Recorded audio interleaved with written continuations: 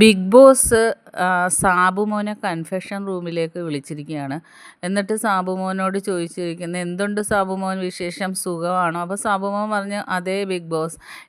എന്ത് തോന്നുന്നു ഇവിടം വരെ എത്തിയതിലെന്ന് ചോദിച്ചപ്പം സാബുമോൻ പറഞ്ഞു, ബിഗ് ബോസ് എനിക്ക് ഒരുപാട് സന്തോഷം. ഇപ്പം എൻ്റെ കോൺഫിഡൻസ് ലെവൽ കൂടി ബിഗ് ബോസ്. കാരണം എന്നെ ഇത്രയധികം ജനങ്ങൾ സപ്പോർട്ട് ചെയ്ത് ഇവിടം വരെ എത്തിച്ചില്ലേ, അത് ഓർക്കുമ്പോൾ തന്നെ എനിക്ക് കോൺഫിഡൻസ് ലെവൽ കൂടുവാണ് ബിഗ് ബോസ് എന്ന് പറയുന്നത്. അപ്പോൾ ബിഗ് ബോസ് ഗുഡ് എന്ന് പറയുന്നത്. അത് കഴിഞ്ഞിട്ട് ബിഗ് ബോസ് ചോദിക്കുന്ന, ആരെങ്കിലും മിസ് ചെയ്യുന്നുണ്ടോ?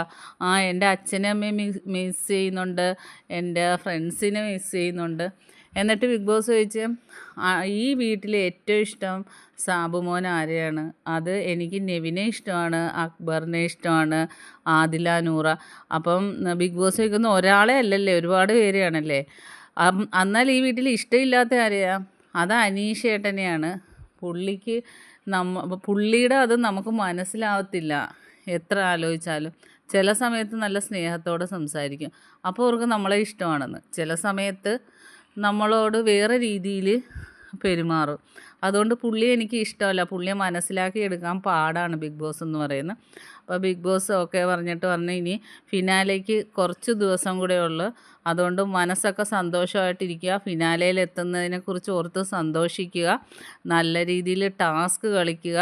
വേറൊന്നും മനസ്സിൽ ചിന്തിക്കാതിരിക്കുക. ടെൻഷനൊക്കെ മാറ്റുക എന്നൊക്കെ പറഞ്ഞ് ബിഗ് ബോസിനോട് താങ്ക്സും പറഞ്ഞ് സാബുമോൻ കൺഫെഷൻ റൂമിൽ നിന്ന് പോയി.